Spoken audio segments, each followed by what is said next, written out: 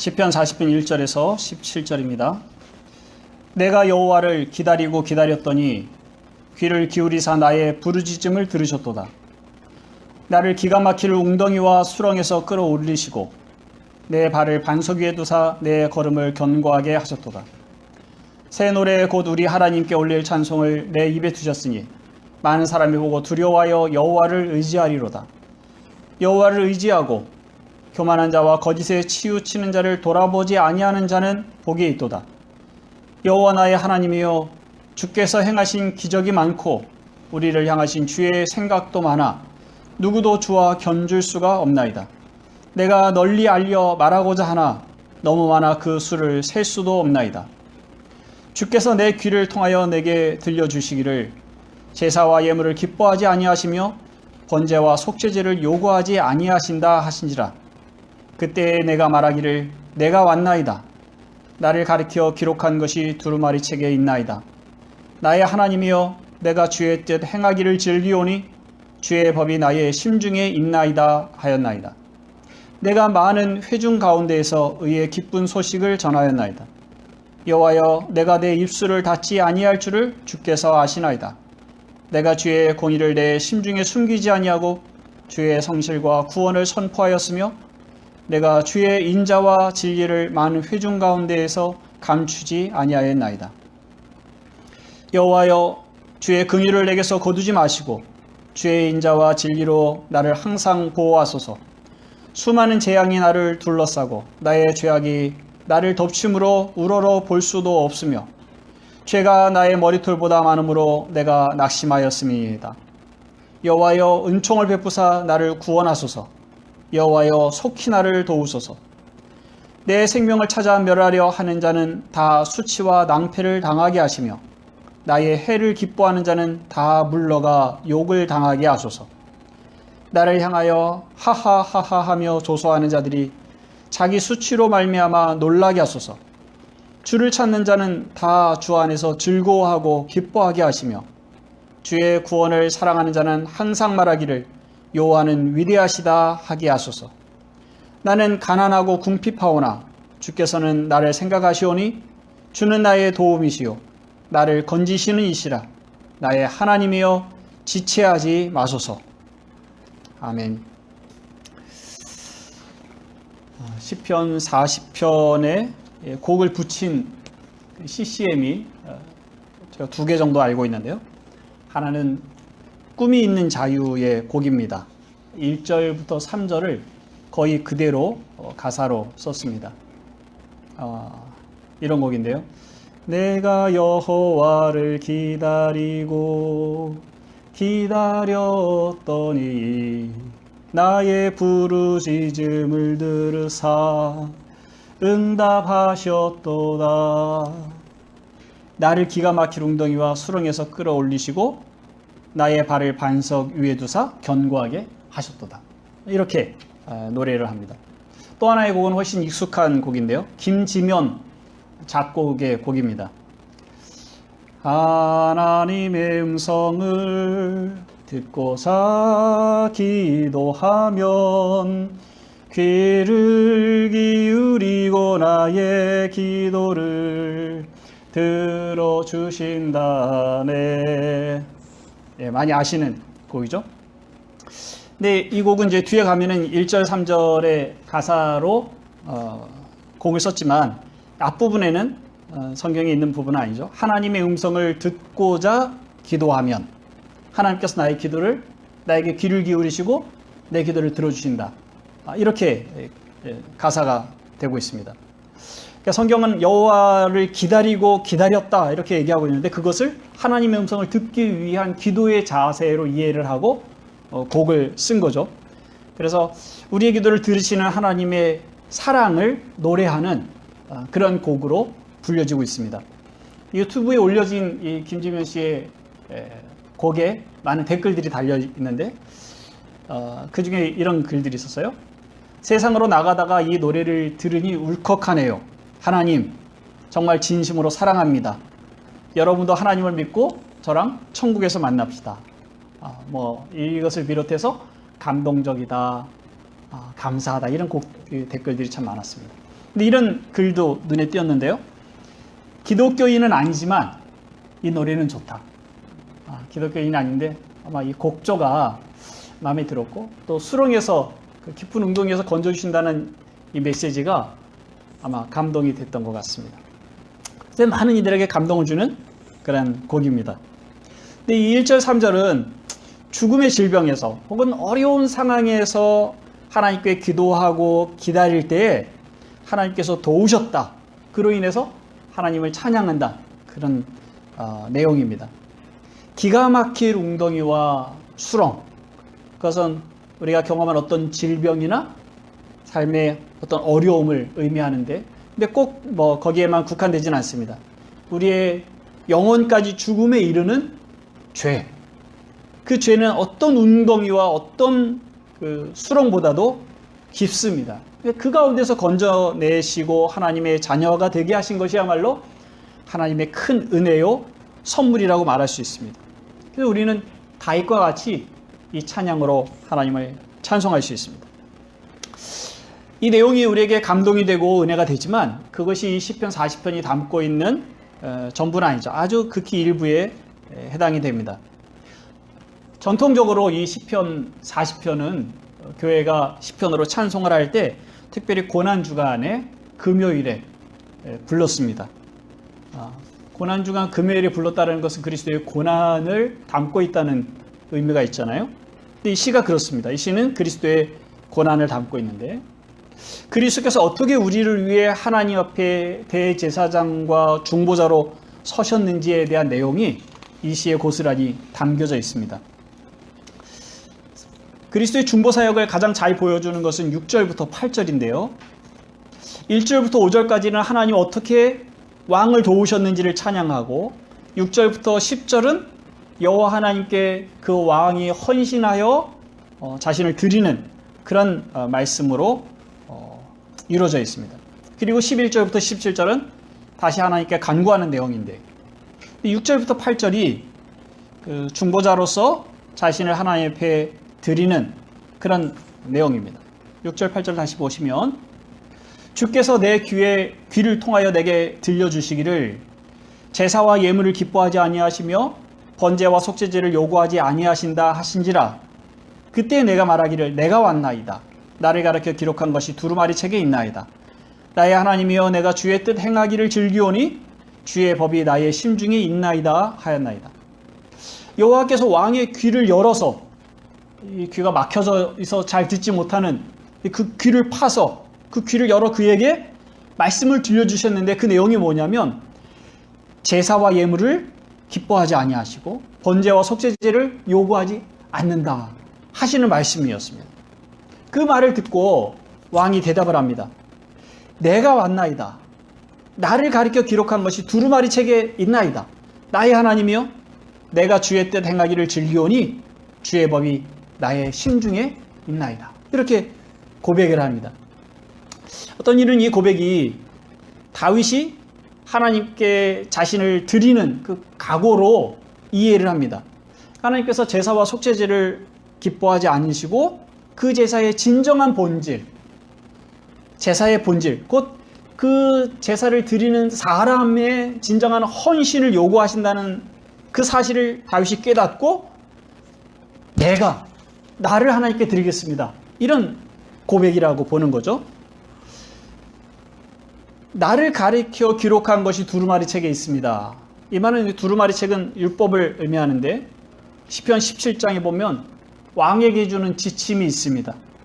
그러니까 다윗 왕은 왕으로서 그 율법에 기록한 대로 순종하겠습니다 라는 이런 각오로 하나님 앞에 내가 여기 와 있습니다.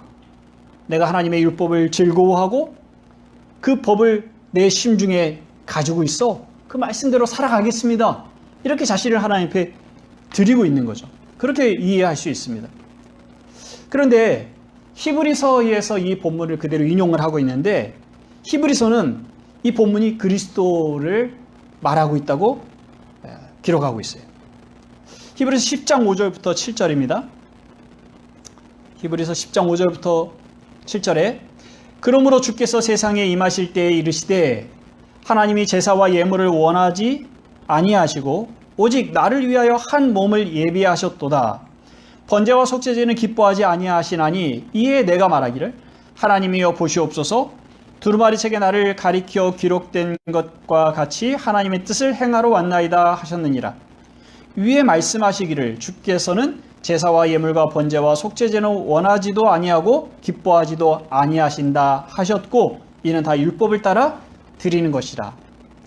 물론 시편 40편에 있는 것이 그대로 이렇게 옮겨진 것은 아닙니다. 그러니까 사도가 거기에 약간의 살을 붙였는데, 예를 들면 오직 나를 위하여 한 몸을 예비하셨다, 이 말은 이제 시편에는 없는 거죠. 근데 그리스도 자신에 대해서 하나님이 예비하신 몸으로 자기 자신을 말씀하고 계시는 겁니다. 이 히브리서를 쓴 사도는 그리스도가 율법을 폐하고 새 언약의 중보자로 오셨고 그가 한 번의 영원한 제사로 우리를 거룩하게 하신다는 말씀을 하면서 시편 40편의 이 구절을 인용을 하고 있는 거예요. 하나님께서 제사와 예물, 번제와 속죄제를 기뻐하지 않으시고 한 몸, 한 사람을 준비하셨는데 그가 바로 그리스도 예수라는 말입니다. 그리스도는 율법책에 예언한 바로 그분이죠. 시편 17장, 신명기 17장에 있는 왕에 대한 구절 정도가 아니라 구약성경 전체가 예언하고 있는, 그리고 선지자들 전체가 예언하고 있는 분입니다.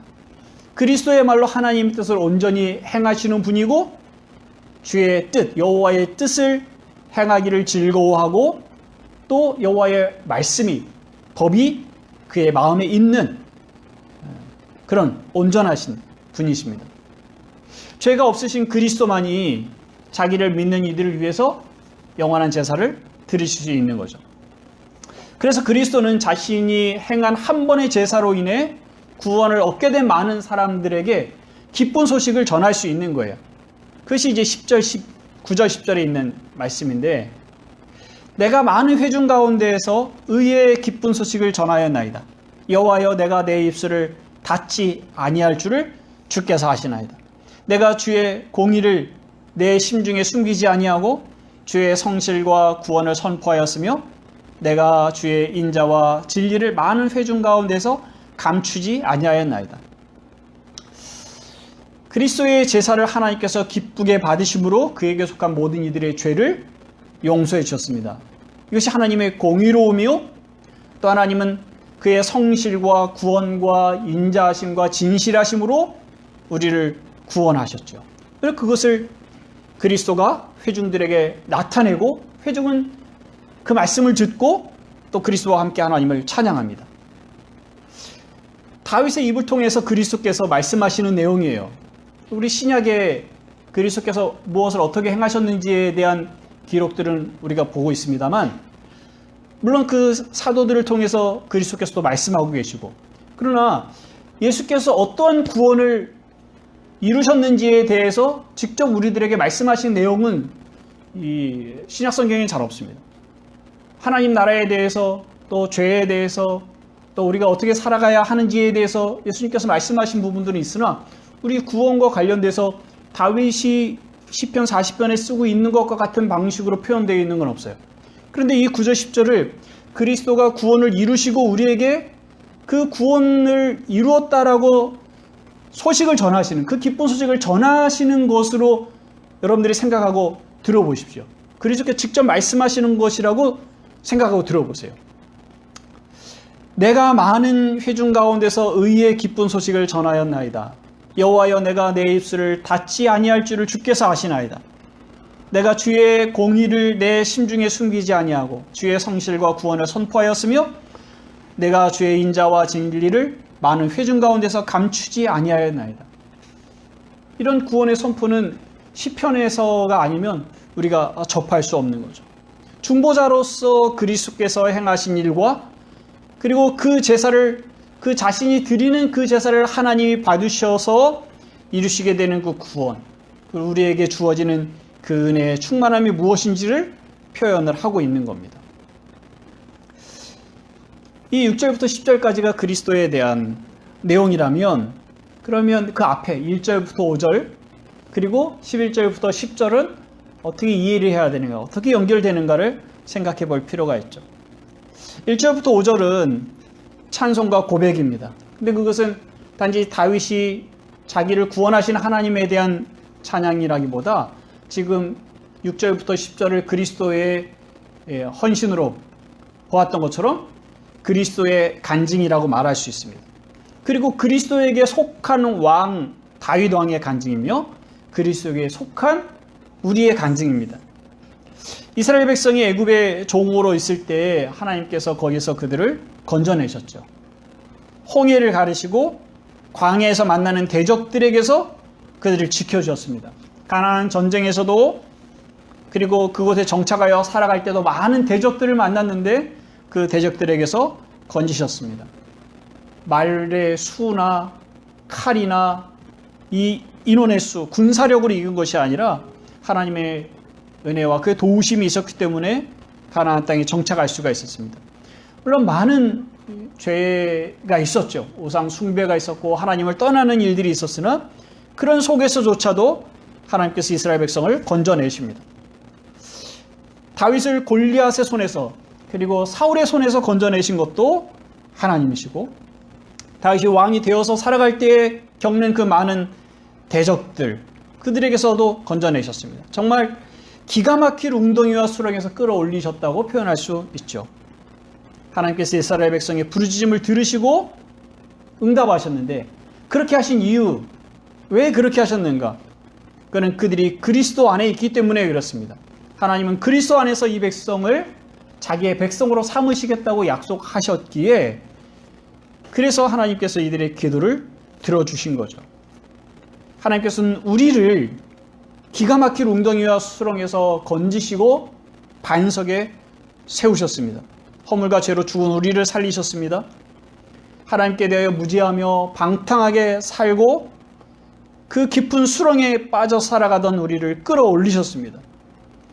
우리가 그리스도에게 속해 있기 때문에 그렇습니다. 그래서 우리는 그리스도와 함께 이 노래를 부를 수 있는 겁니다. 지금 우리가 처한 이 현실, 기가 막힐 웅덩이와 깊은 수렁이라고 말할 수 있을 것입니다. 그런데 우리가 의지할 분은 하나님밖에 없습니다. 이런 상황에 놓이지 않는, 이런 상황에 놓이는 것 그 자체가 사실은 쉽지 않죠. 기가 막힐 웅덩이, 물은 없습니다. 그런데 그 웅덩이에 빠져 있어요. 그런데 그 웅덩이 밑에 물이 흐르고 있는 것 같아요.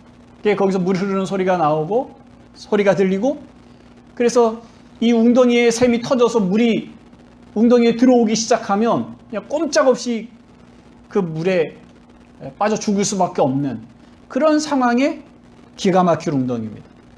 수렁은 발이 빠져서 그 발을 빼낼 수 없이 점점 깊이 들어갈 수밖에 없는 그런 상황입니다. 근데 죄로 망가진 이 세상에서 죄인으로 살아가는 우리의 삶의 형편이 이렇다고 말할 수 있죠. 우리가 코로나19로 인해서 경제적으로 여러 가지 어려움을 겪고 어떤 감염을 겪어서 병원에 입원해 있거나 하는 사람들은 또 훨씬 더 어려운 고통을 겪게 됩니다. 그런데 그곳에 그리스도께서 우리와 함께 하시고 바로 그곳에서 우리를 끌어내신다고 말씀하십니다. 죄로 절망하는 자리에 하나님의 아들이 오셔서 우리와 동행하십니다.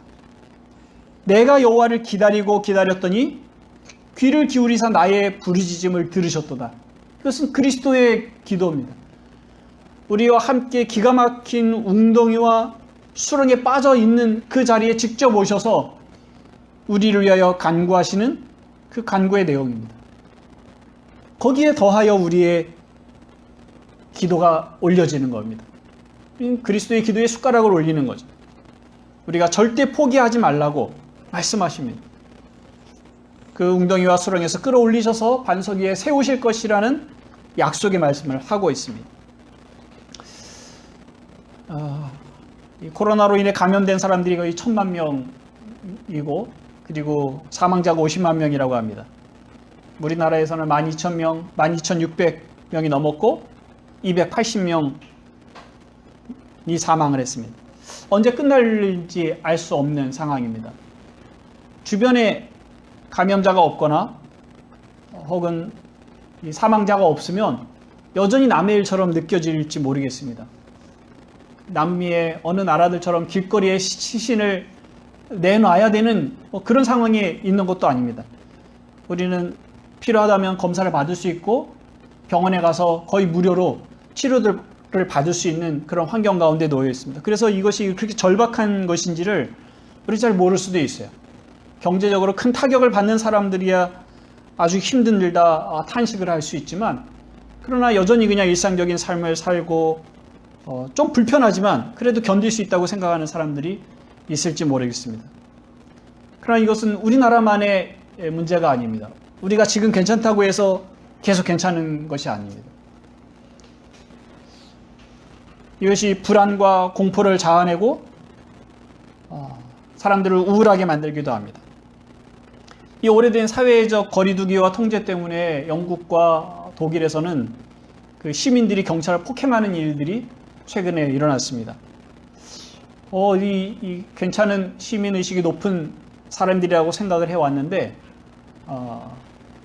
그들이 참지 못하는 것이 밖으로 드러난 것이 아닌가 그렇게 진단들을 합니다. 그러니까 참을 만큼 참았다는 그런 표현일 겁니다. 기회만 있으면 사람들이 해변으로 또 백화점으로 쏟아져 나옵니다. 여러 곳에 교회에서 감염자가 나오고 있어서 또 교회의 예배와 모임이 또 위축되고 있습니다. 우리 인류를 위해서, 이 나라를 위해서, 교회를 위해서, 또 우리 자신을 위해서 탄식하며 하나님께 부르짖어야 합니다. 근데 그 부르짖음이 그냥 허공을 치는 소리가 아니라 하나님이 들으시는 기도가 되는 것은 우리가 놓여있는 이 형편에 하나님의 아들 그리스도께서 친히 함께 하시고 그의 기도에 우리의 기도가 더해지기 때문에 그렇습니다. 11절부터 17절은 그리스도의 간구입니다. 좀 다른 분위기인데요. 6절부터 10절까지 그리스도가 중보자로 헌신하고 구원의 기쁜 소식을 전한다고 하였습니다. 그런데 다시 절망 가운데 간구하는 내용이 이어집니다. 그래서 이 내용이 좀 다른 걸 보고 이건 두 개의 시편이 하나로 합쳐진 것 아닌가 이렇게 보는 사람들도 많이 있습니다. 근데 뭐 그렇게 볼 필요가 없고 이 안에서 이해를 하는 것이 가장 좋다고 생각이 됩니다. 11절 17절을 한번 들어보십시오. 여호와여 주의 긍휼을 내게서 거두지 마시고 주의 인자와 진리로 나를 항상 보호하소서. 수많은 재앙이 나를 둘러싸고 나의 죄악이 나를 덮침으로 우러러볼 수도 없으며 죄가 나의 머리털보다 많으므로 내가 낙심하였음이니이다. 여호와여 은총을 베푸사 나를 구원하소서. 여호와여 속히 나를 도우소서. 내 생명을 찾아 멸하려 하는 자는 다 수치와 낭패를 당하게 하시며 나의 해를 기뻐하는 자는 다 물러가 욕을 당하게 하소서. 나를 향하여 하하하하 하며 조소하는 자들이 자기 수치로 말미암아 놀라게 하소서. 주를 찾는 자는 다 주 안에서 즐거워하고 기뻐하게 하시며 주의 구원을 사랑하는 자는 항상 말하기를 여호와는 위대하시다 하게 하소서. 나는 가난하고 궁핍하오나 주께서는 나를 생각하시오니 주는 나의 도움이시요 나를 건지시는 이시라. 나의 하나님이여 지체하지 마소서. 그리스도께서는 자기 땅에 오셨습니다. 하지만 자기 백성이 왕으로 오신 분을 이방인 빌라도의 손에 넘깁니다. 그리고 십자가에 못 박으라고 소리 지릅니다. 그리스도는 채찍이 맞으시고 십자가에 달리셨습니다. 사람들은 하나님의 아들이거든 내려오라 이렇게 조롱합니다. 그리스도는 죄인으로 십자가에 달려 죽으셨습니다. 그러한 고통 가운데 있는 그리스도의 기도라 그렇게 말할 수 있습니다. 그리고 이것은 곧 우리의 고난, 우리의 것이라고 또 말씀합니다. 이사야 53장에 이사야 53장 3절 5절에 이사야가 그 그리스도의 고난은 곧 우리의 고난이라고 말하고 있습니다. 그는 멸시를 받아 사람들에게 버림받았으며 간고를 많이 겪었으며 질고를 아는 자라. 마치 사람들이 그에게서 얼굴을 가리는 것 같이 멸시를 당하였고 우리도 그를 귀히 여기지 아니하였도다. 그는 실로 우리의 질고를 지고 우리의 슬픔을 당하였거늘 우리는 생각하기를 그는 징벌을 받아 하나님께 맞으며 고난을 당한다 하였노라. 그가 찔림은 우리의 허물 때문이요 그가 상함은 우리의 죄악 때문이라. 그가 징계를 받음으로 우리는 평화를 누리고 그가 채찍에 맞음으로 우리는 나음을 받았도다. 그리스도가 우리의 죄를 짊어지시고 우리를 위하여 죽으시는 그런 묘사를 하고 있습니다. 40편 11절, 12절 말씀을 보면 수많은 재앙이 나를 둘러싸고 나의 죄악이 나를 덮침으로 우러러 볼 수도 없으며 죄가 나의 머리털보다 많으므로 내가 낙심하였나이다. 어떻게 그리스도께서 고난을 당하실 수 있지만 죄악이 나를 덮치고 죄가 나의 머리털보다 많다고 이렇게 고백할 수 있는가? 그는 그리스도 자신에 대한 얘기가 아니라 중보자로서 그가 대신 짊어지는 그 죄인들의 죄에 대해서 그렇게 고백을 하고 있는 거죠. 그것이 이사야 53장에 고스란히 담겨져 있습니다. 그는 그의 죄로 그의 고난이 아니라 우리의 죄에 대한 우리의 고난을 대신 받으신 거라고 그렇게 말하고 있죠. 그가 여전히 무덤에 있었다면, 그가 죽음에서 일어나지 못했다면 그는 우리의 구원자가 되지 못했을 것입니다. 그런데 시편 40편의 기도, 이 기도를 하나님이 응답하신 거죠. 주는 나의 도움이시여 나를 건지시는 이시라. 나의 하나님이여 지체하지 마소서. 그의 기도를 하나님이 들으시고 그를 무덤 가운데서, 죽음 가운데서 일으켜 세우셨고 모든 이름 위에 뛰어난 이름을 그에게 주셨습니다. 그래서 우리의 주와 그리스도가 되게 하셨습니다. 우리는 그리스도와 함께 십자가에 죽었고 우리의 죄의 형벌을 그리스도와 함께 받았습니다. 그리고 그리스도와 함께 살리심을 받았습니다. 그리스도께서 승리하셨고 하나님의 보좌 우편에 앉으신 것처럼 우리도 그리스도와 함께 승리하여 하나님의 보좌 우편에 이미 앉아 있습니다. 그것이 에베소 2장 4절 6절에 있는 말씀인데, 긍휼이 풍성하신 하나님이 우리를 사랑하신 그 큰 사랑을 인하여 허물로 죽은 우리를 그리스도와 함께 살리셨고 너희는 은혜로 구원을 받은 것이라. 또 함께 일으키사 그리스도 예수 안에서 함께 하늘에 앉히시니. 이 그리스도의 기도와 함께 우리의 기도가 드려졌고, 그래서 그리스도를 죽음 가운데서 살리신 그 하나님께서 우리 또한 죽음 가운데 살리셔서 하나님의 보좌 우편에 앉히셨습니다. 그런 의미에서 이 시편의 기도는 우리에게 있어서도 과거의 기도입니다. 이미 우리는 응답받은 신자로, 응답받은 하나님의 자녀로 살아가고 있는 것이죠. 그러나 동시에 이 기도는 현재의 기도이기도 합니다. 그리스도가 우리의 중보자가 되셔서 우리의 모든 죄를 속죄하셨지만, 그리고 우리는 그리스도 안에서 모든 죄를 사함 받았지만, 그러나 우리는 여전히 죄와 싸우며 살아갑니다. 그래서 12절의 이 고백이 그리스도의 고백이었을 뿐만 아니라 지금 우리의 고백이기도 하죠. 죄악이 나를 덮침으로 하나님을 우러러볼 수 없으며 죄가 나의 머리털보다 많음으로 내가 낙심하였나이다. 우리가 주일에 예배에 올 때마다 물론 이렇게 심각하게 우리 자신의 죄를 깨닫고 고백하지는 못하지만, 그러나 언뜻 하나님이 우리의 눈을 열어주셨을 때 우리 안에 얼마나 큰 죄가 있고 우리 이렇게 똑같이 고백하죠. 내 머리털보다 나의 죄가 많아. 내가 낙심합니다. 하나님을 우러러볼 수 없습니다. 하는 이런 고백을 우리가 하게 됩니다. 여전히 이 기도는 우리의 기도입니다. 여전히 우리의 대적은, 우리의 원수 사탄은 우리를 넘어뜨리려고 합니다. 이 세상의 가치는 끝없이 우리를 공격하고 우리 안에 있는 정욕은 끝없이 우리 밖으로 뛰쳐나와 우리를 하나님의 자녀답게 사는 것이 아니라, 거룩함을 쫓아 사는 것이 아니라, 하나님의 나라를 구하여 사는 것이 아니라 자기의 나라, 나의 왕권을 위한 삶을 살아가도록 부추깁니다. 끝없이 우리를 그렇게 유혹합니다. 그런 중에 우리는 이 기도로 하나님 앞에 나와야 합니다. 사랑하는 여러분, 우리의 삶이 고달픕니다. 코로나뿐만 아니라 먹고 살기 위한 일이 버겁고 자녀를 양육하는 일이나 또 미래의 진로를 계획하는 젊은이들의 삶이나 또 부부관계를 세워가기 위해서 자기를 부인하고 또 섬기는 일들이나 그 어떤 것도 쉬운 것이 없습니다. 그러나 그 언제라도 우리는 중보자이신 그리스도 안에 있음을 기억해야 합니다. 그리스도의 이 기도를 들으셨던 하나님께서 그리스도 안에 있는, 그리고 그리스도와 함께 기도하는 우리의 기도를 들으십니다. 그래서 우리는 다시 1절, 3절로 가서 하나님을 찬양할 수 있습니다.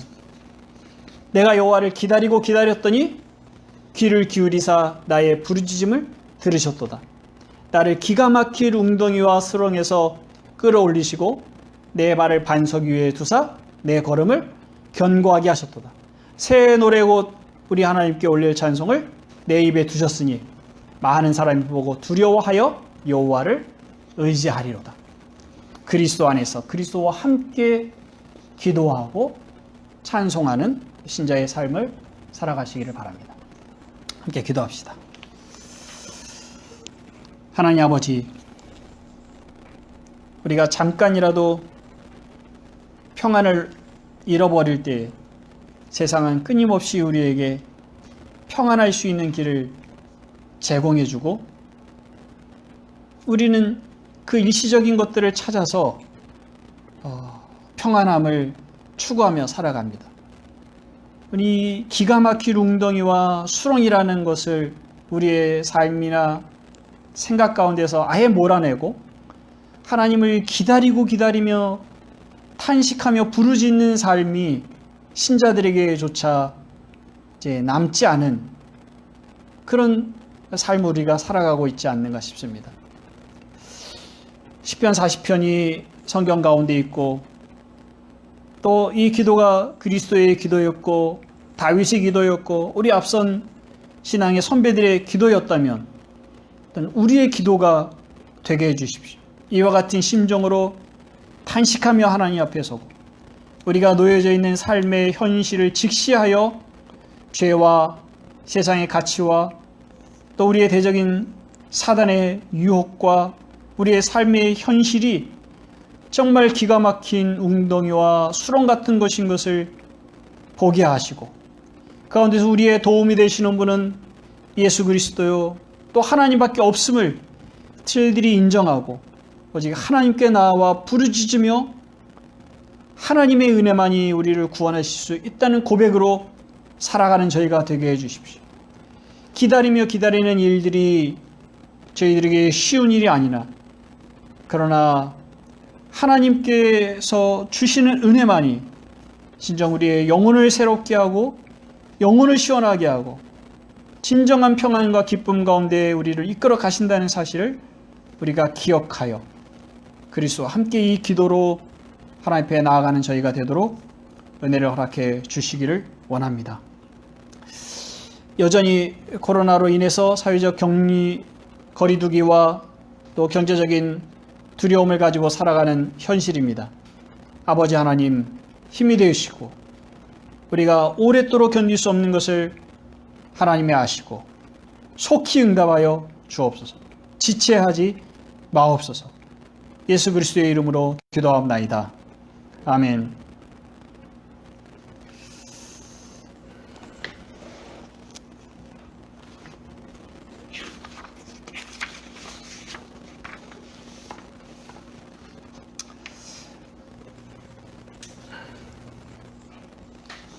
자, 바울 이야기 오늘 마지막인데요. 바울이 황제 앞에 재판을 받기 위해서 로마에 도착했어요. 바울은 잘못한 일이 없죠. 바울은 사람들에게 예수님에 대해서 전했어요. 그런데 예수 믿는 것을 싫어하던 사람들이 바울을 죽이려고 했어요. 재판도 받지 않고 바울을 죽이려고 할 때 바울이 나는 로마 시민이니까 황제 앞에서 재판을 받겠다 그렇게 얘기를 했죠. 그래서 로마 군사들이 바울을 호위하고 지켜서 로마 황제가 있는 로마까지 데리고 왔습니다. 그래서 로마 황제 앞에서 재판을 받게 되는데 로마 황제는 네로였어요. 사도 바울이 살고 있었을 때 로마를 통치하고 있었던 황제는 네로 황제였는데 네로 황제는 가장 많이 예수 믿는 사람들을 박해했던 아주 악한 왕으로 그렇게 알려져 있어요. 로마 황제와 로마 사람들은 예수 믿는 사람들을 아주 싫어했어요. 그 이유가 로마 사람들은 보이는 신을 믿었어요. 우리가 그리스 로마 신화에 나오는 여러 신들 있잖아요.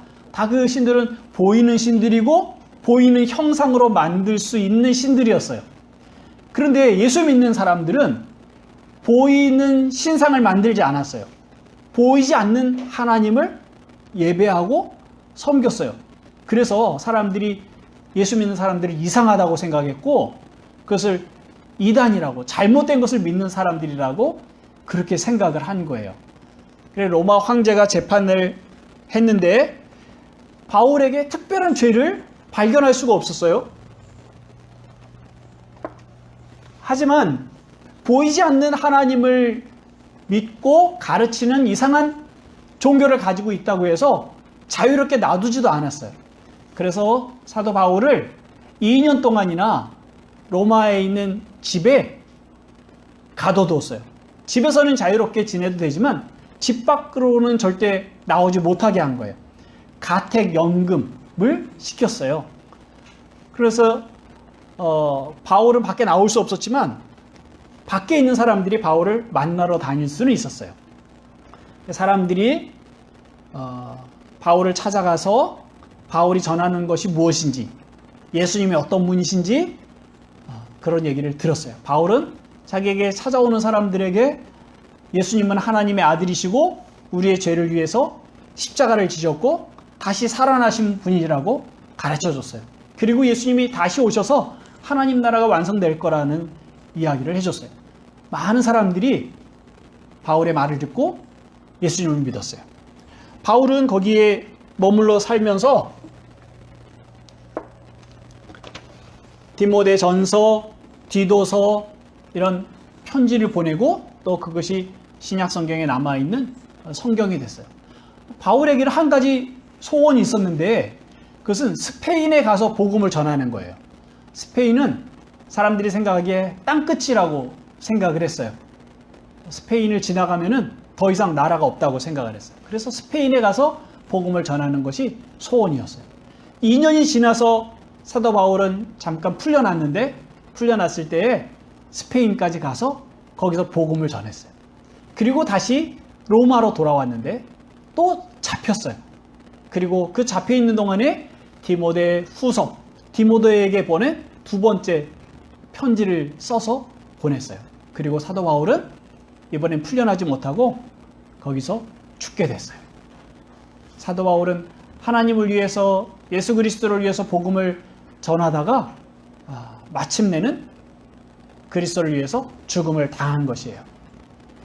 그동안 사도 바울에게 어떤 일이 있었는지 기억이 나나요?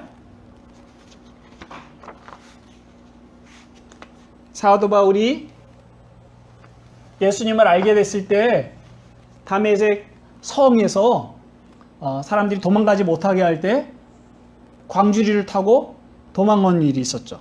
그래서 예루살렘에 가서 사도들을 만났었죠. 바나바와 바울이 함께 선교사가 돼서 여러 곳에 다니면서 복음을 전했던 일도 있었고요.